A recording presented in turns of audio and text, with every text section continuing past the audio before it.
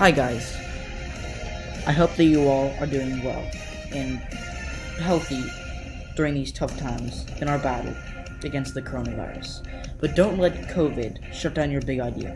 Many businesses are started during tough times like these, but this time you have Eureka on your side. Go on over to eureka.biz and you will find a community that is ready to help take on the challenges that you face in starting your business and getting your big idea off the ground. And by doing so, it'll be helping out my channel in the process, so I really do appreciate that. Now, moving on to Georgia. They have two Senate races, a special election that will be a jungle primary, and House races, and the presidential race. This is a swingy state, but the Republicans do have the advantage in most of the races. In 2016, Donald Trump won this state by a just barely a likely margin, but it was more of a lean state. He won it by a tiny bit more than 5 points, so barely likely, but it was still more competitive than a lot of people thought. And it is trending to the left, and by 2024, it'll probably be a complete toss-up. I believe Donald Trump is going to carry the state of Georgia, although it will be close and much closer than 2016. I believe it'll be a lean state for Trump. Now, if we were having a fair election where everyone voted, I would actually probably have to give Biden the narrow edge. But again, this is kind of a controversial statement, but I believe there will be voter suppression, seeing as there was voter suppression in the 2018 governor's race, with the Secretary of State being the current governor now.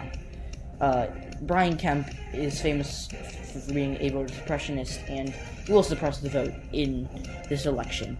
He is famous for rejecting many absentee ballot requests and just throwing a bunch of provisional ballots out the window, as well as closing polling locations in many urban areas, causing the lines to be longer.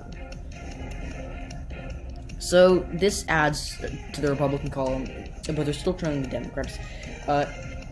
This is the first swing state win for the Republicans, so yeah.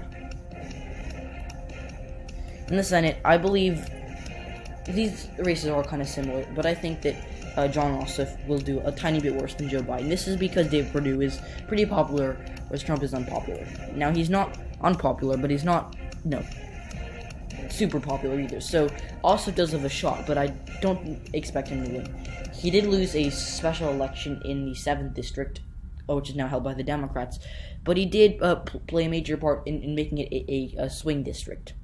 He knocked on doors and turned out voters that hadn't even turned out to vote before, many of them for him. But still, I expect Perdue to defeat Ossoff.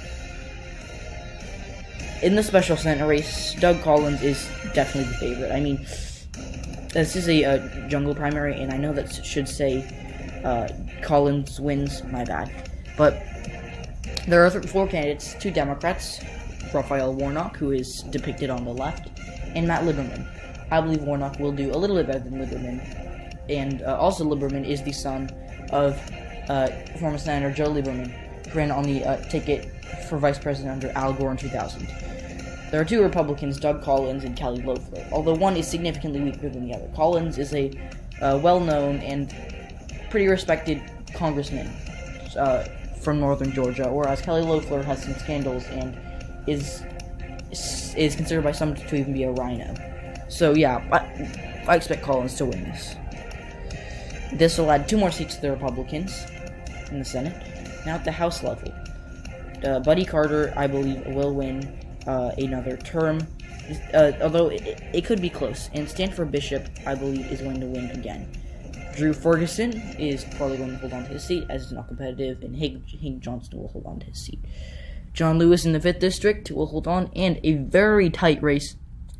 It could be the most contested race of the evening in Georgia. Lucy McBath, she flipped this seat in 2018, defeating Karen Handel. Karen Handel is going up against her again, but there's really no reason to expect it to flip back to Handel. I mean, Handel, she was the incumbent, and she was ejected at the polls by McBath, and now there's really no reason to expect her to be rejected in the same matchup again.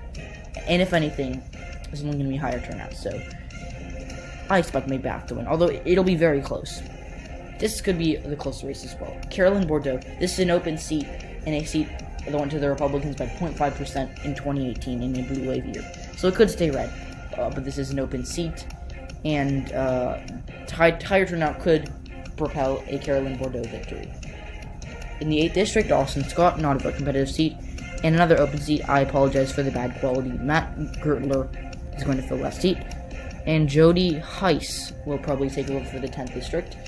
Barry Loudermilk, that's a fun name, Loudermilk, is probably going to hold on to his seat, as will Rick Allen, the popular congressman from the 12th district. David Scott, the Democrat from the 13th district, will also hold on to his seat. And John Cohen, a hold for the Republicans, as there is their targeting incumbent. So, yeah, that's basically it for the House. So, as you can see, the Republicans are catching up, but the Democrats did make some good gains in Georgia, including the Atlanta area plus that district. So, yeah. So, thank you guys for watching. I do appreciate it. Please do subscribe and like this video. I'd really appreciate it if you do. I do put a lot of time and effort into these videos, and I would appreciate it if you did that. So, yeah, also, I do have a Patreon that's in the description, and obviously you don't have to donate, but if you would, it would mean the world to me, so I can get better equipment, especially a mic, which I am in dire need of. So thanks for watching, and I hope you enjoyed this. Bye, everyone.